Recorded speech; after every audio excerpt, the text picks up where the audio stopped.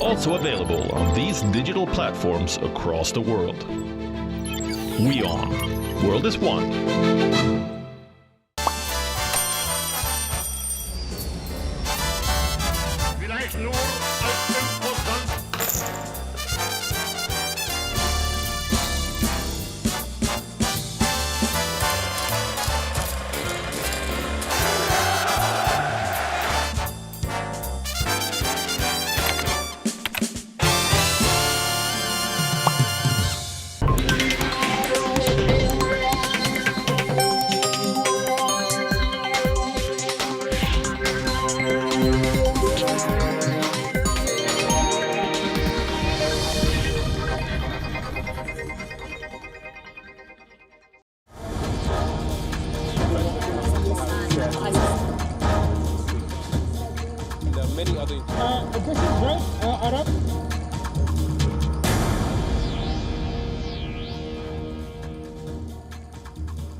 Hello and welcome to WION Live Broadcast. I'm Olly Barratt and we continue our coverage from here in Cornwall, where world leaders have assembled for the 47th G7 summit.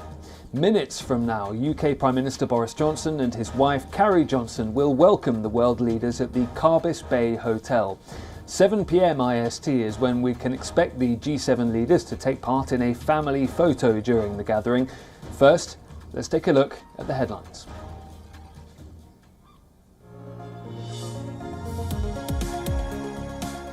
Taking a dig at China, British Foreign Secretary Dominic Raab says that some countries are using COVID-19 vaccines as a diplomatic tool to secure global influence.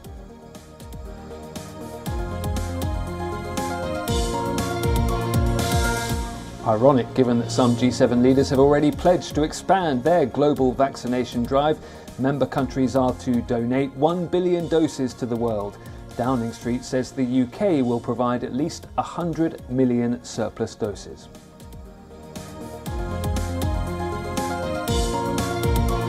World leaders have been gearing up for this 47th G7 summit.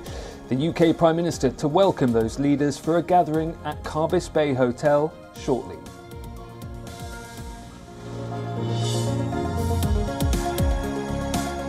From activists dressed in Pikachu costumes to blimps of world leaders, hundreds of protesters demand action from G7 leaders on tackling climate change, poverty and COVID-19.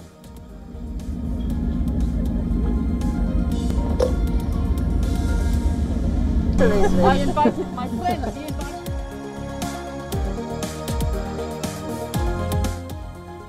The White House reiterates the Biden administration's commitment to the new global digital tax initiative, saying it will build a more equitable tax system by making big corporations pay their fair share.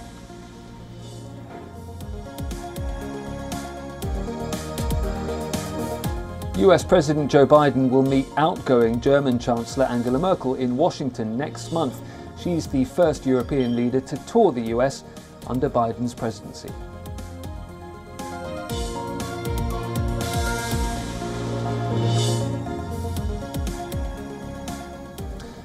The stage is set. The leaders of the world's largest economies have arrived and the G7 summit is about to kick off. The G7 represents the world's major economies: Britain, France, Germany, the US, Italy, Japan and Canada. In the next few minutes, we'll bring you up to date on all that is happening here in Cornwall. The G7 summit is taking place in the resort of Carbis Bay, located in the southwest of England here in Cornwall. Vaccinations and climate change are among the areas of focus at the summit, but also on the agenda, Russia and China. Yesterday, US President and UK Prime Minister met ahead of the summit, reaffirming the special relationship between Washington and London. From today, it's 3 straight days of diplomacy. G7 nation leaders are huddling together in the English seaside town, charting out the path for new policies and discussing common adversaries. This is the first in-person meeting of the leaders in nearly 2 years. The G7 leaders have already arrived here in Cornwall. The latest to get here was German Chancellor Angela Merkel, who's the last world leader to arrive for the summit. French President Emmanuel Macron arrived here in Cornwall earlier.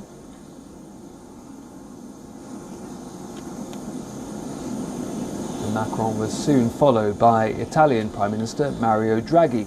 This is Mario Draghi's first summit as the Prime Minister of Italy, although he is a figure well known to G7 leaders after previously serving as President of the European Central Bank.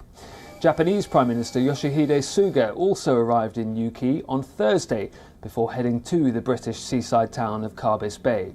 This will be Suga's first face-to-face multilateral talks since he took office in September last year.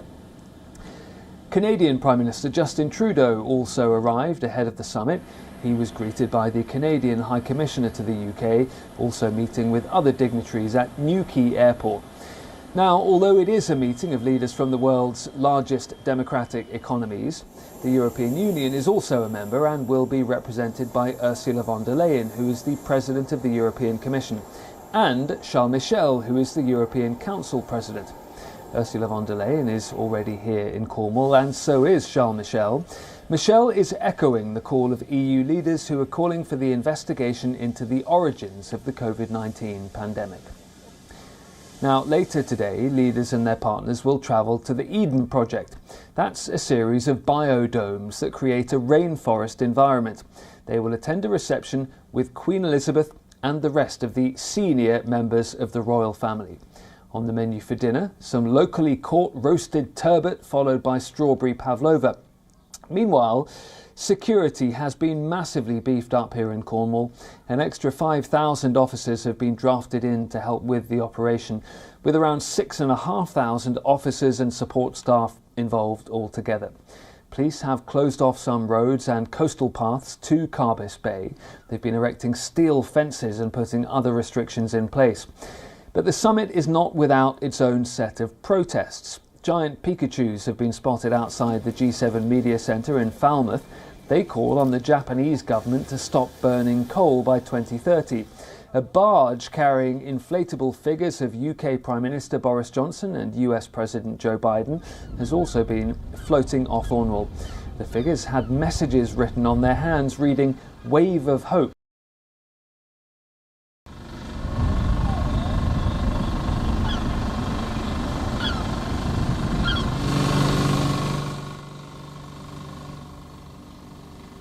G7 summits have always been a potential target for protesters.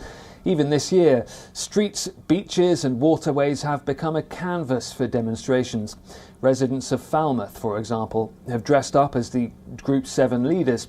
Boris Johnson, Joe Biden, Justin Trudeau, Angela Merkel's big heads were seen tussling over a COVID-19 vaccine syringe. That's intended to show rich countries accused of hoarding vaccines. Activists are urging leaders to share more doses with the rest of the world. A different form of protest in Newquay, also in Cornwall, a sand art reading "Share the vaccine, waive the patents." Activists are urging world leaders to waive vaccine patents to enable better access for the world's poorest people. We've also seen Extinction Rebellion climate activists gathered on a beach in St Ives. They've been wearing masks depicting each G7 leader and urging the country heads to take action against climate change. The world leaders are yet to deliver on a historic green recovery deal, and a barge carrying inflatable figures of UK Prime Minister and US President Joe Biden has been floating off the coast of Cornwall. That campaign aims to address both the coronavirus crisis and climate change. Inflated yellow cartoons, Pikachus have been calling on the Japanese government to stop burning coal by 2030.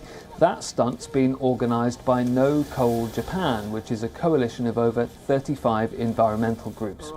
The giant sculpture of G7 leaders resembling Mount Rushmore is a protest by the artist Joe Rush. He made that out of electrical items and scrap metal. It's designed to highlight the problem of not recycling electronic waste around the world.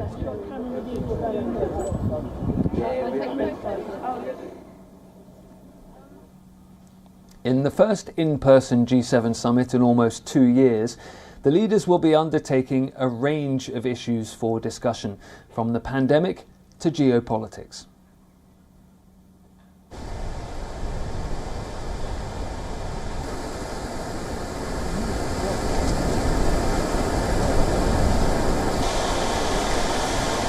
Carbis Bay in Cornwall, prime real estate for G7 2021.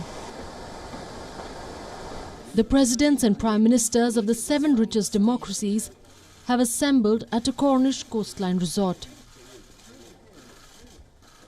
This summit will not be in front of a computer screen but a round table.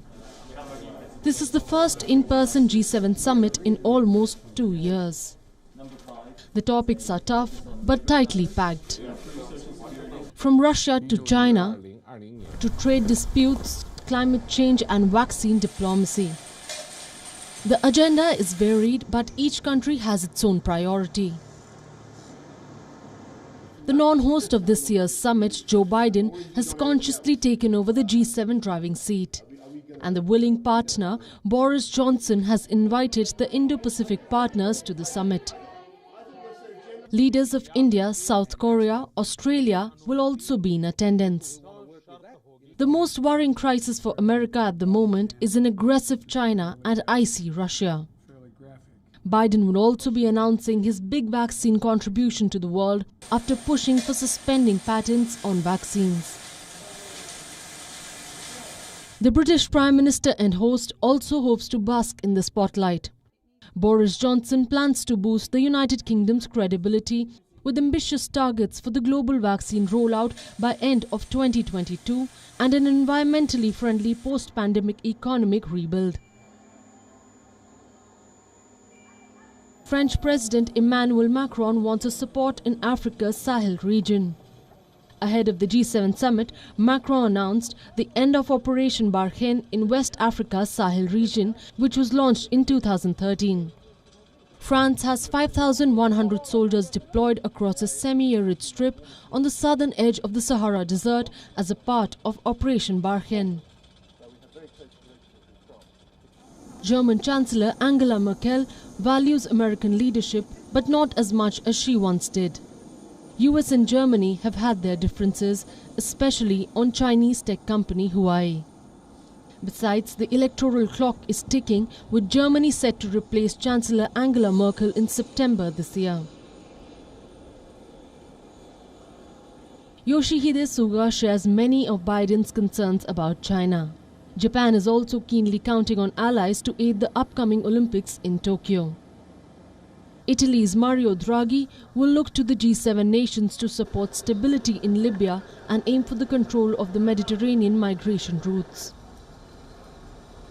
Canada's Justin Trudeau will likely attend the summit in Cornwall, remembering the 2018 G7 meet he had hosted, and the chaos caused by the then US President Donald Trump after he refused to endorse the final joint communique. Bureau Report, WION, World is One. Let's go to New York now, where WION correspondent Susan Tarani can bring us more on the key issues that the United States will be pushing on for a consensus here in Cornwall.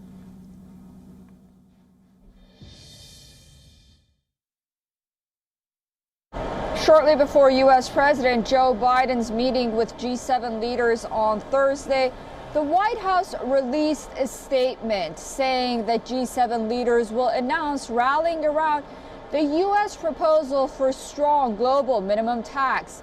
G7 leaders will endorse a strong global minimum tax of at least 15%, and this will pave the way for the removal of digital service taxes and to replace the DSTs with a broader reallocation of taxing rights to the places where the largest and most profitable multinational corporations are doing business and also making money. Additionally, the statement notes that exploring a major reallocation of special drawing rights to countries in need is on the agenda of the agreement. And what this will do is will potentially add up to $100 billion in size and support health needs, including vaccination to countries in need. Well, G7 leaders here in Cornwall are expected to announce steps to forge a more fair and inclusive global economy. In a statement, the White House has said that the Biden administration is committed to the Global Digital Tax Initiative. The White House says the initiative will build a more equitable tax system by making big corporations pay their fair share. The Biden administration insists the global minimum tax plan is an important step towards its goal of creating what it calls a foreign policy for the middle class. The G7 group of nations is expected to publicly endorse a global minimum corporate tax of at least 15% that was recently agreed by finance ministers. It comes as part of a broader agreement to alter international tax laws for a globalised digital economy. The leaders are also likely to announce a plan to replace the Digital Services Tax, or the DST, which targeted America's biggest tech companies. The G7 tax agreement is likely to serve as a springboard to try and secure a broader agreement at the G20 group of nations. The G7 leaders are also likely to announce an expansion of the IMF's supply of special drawing rights, an internal IMF currency available to low-income countries. This step will expand international development financing to poorer nations, and it intends to help them purchase COVID-19 vaccines and recover more quickly from the effects of the pandemic.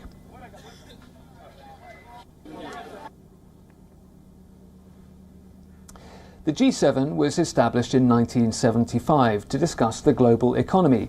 Over the next 4 decades, it has steadily expanded its scope, from peace and security to climate change and now the coronavirus pandemic.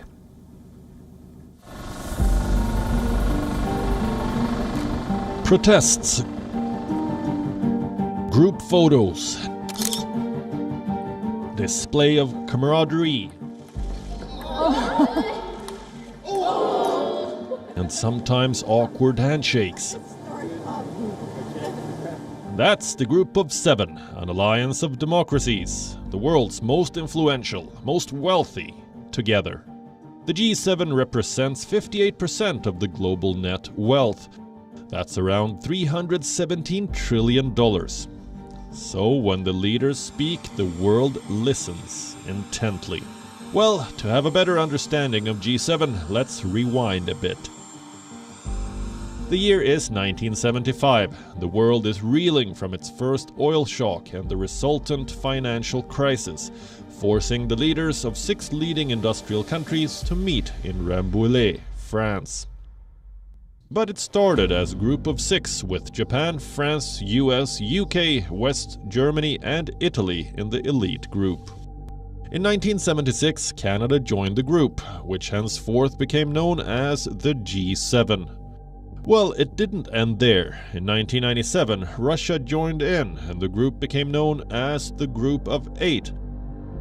But the love for Moscow had a short life. In 2014, Vladimir Putin enraged the Western powers by annexing Crimea. The response was swift. The original members of G7 chucked out Russia, suspending its membership indefinitely. The leaders of G7 meet annually in an informal setting to discuss the most critical issues.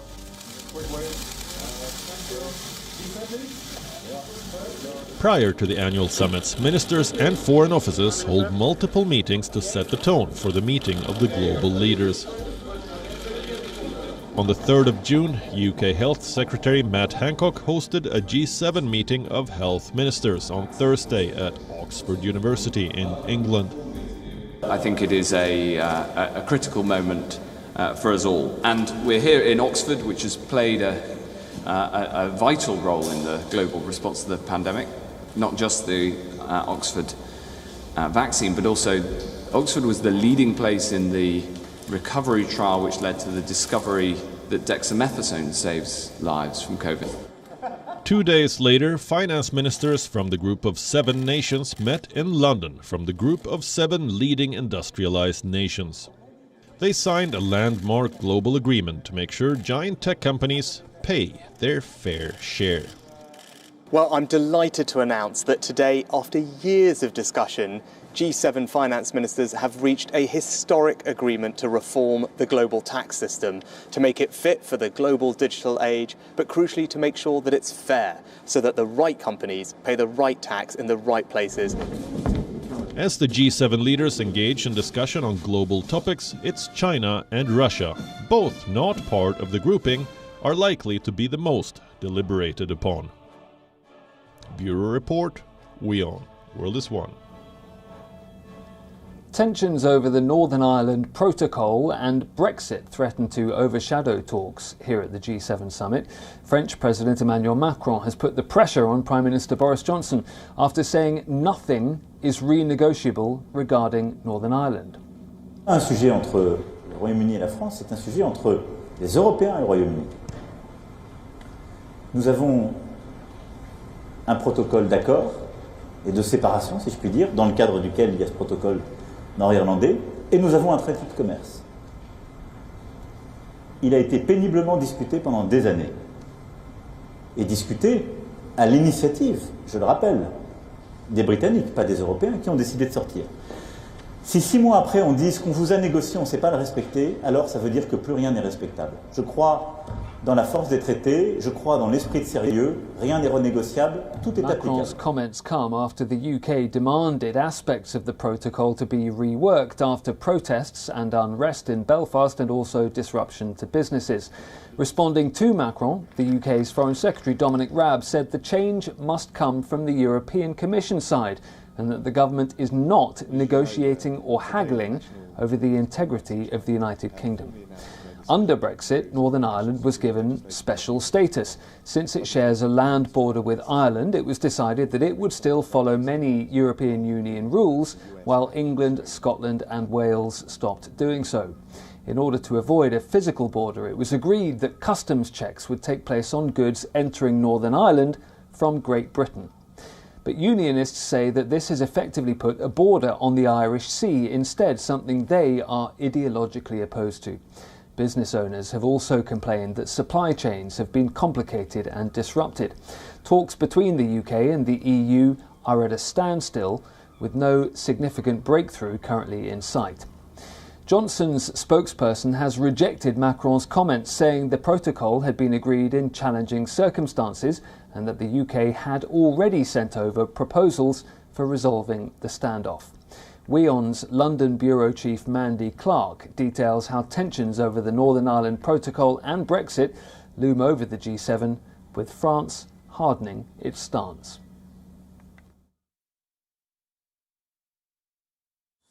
Well, Foreign Secretary Dominic Raab has said that the ball is very much in the EU's court with regards to the implementation of the Northern Ireland Protocol, as the French President Emmanuel Macron has warned Britain that the Brexit deal is not negotiable.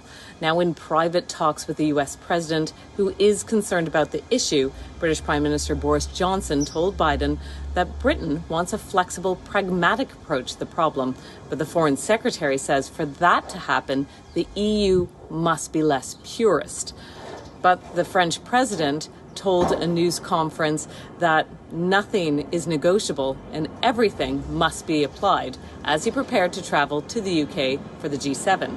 The EU wants to protect its markets, but a border in the Irish Sea cuts the British province from the rest of the United Kingdom. Mr. Johnson says that the United States, the United Kingdom and the European Union had complete harmony in finding solutions to uphold the peace deal.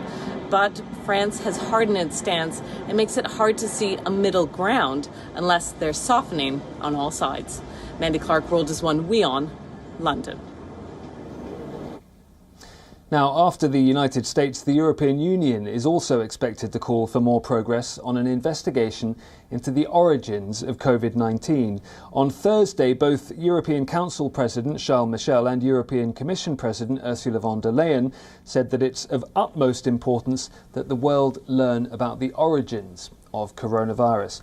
There is now a growing chorus of countries seeking answers. Britain's Health Minister Matt Hancock has told the Parliamentary Committee that it's vital to have a full investigation into what happened with regards to the outbreak in China. Do you think they got it wrong on the origin? I know the clinical advice, and that is public, but I think it is vital that we have a fully independent investigation in China into finding out all we can about this, and that is allowed to happen unencumbered. And part of the reforms that we need to the way that the worldwide systems operate is to make sure that we can properly find answers to these questions, because at the moment it is impossible to. These statements follow US President Joe Biden's call last month for the World Health Organization to carry out a second phase of a probe into the origins of the virus, which was first detected in the Chinese city of Wuhan in late 2019. Now remember, the WHO in its first report dismissed a lab leak theory and said the most likely cause of the virus was natural.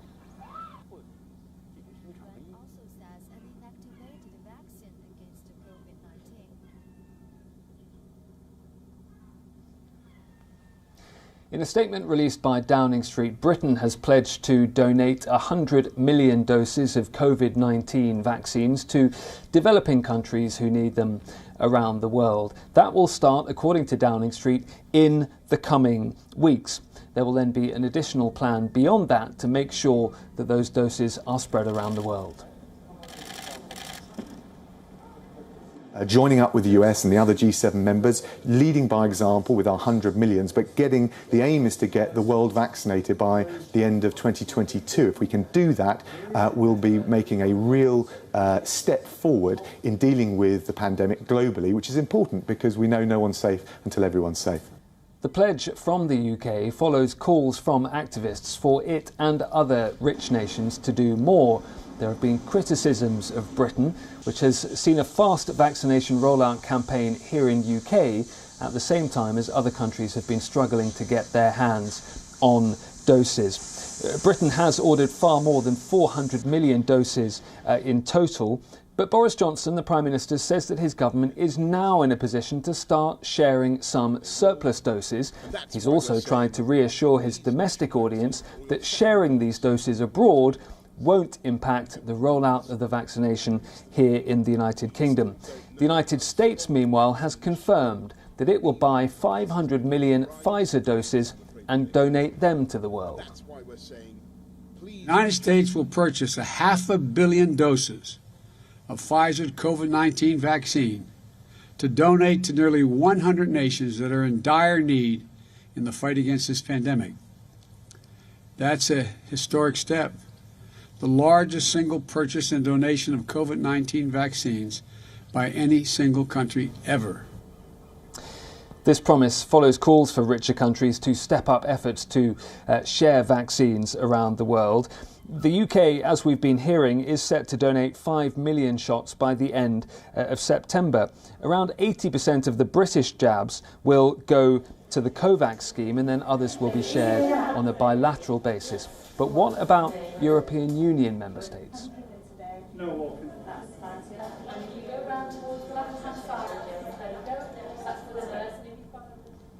That's all we have time for on this episode of WION Live Broadcast from here in Cornwall, where the G7 summit is getting underway. Stick with WION. I've been Olly Barratt, and we'll have more updates during the weekend.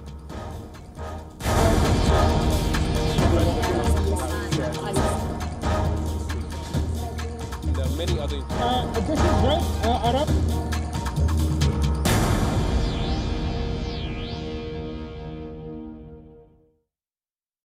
One World Trade Center, that is the one where the impact. The cause of India's freedom for many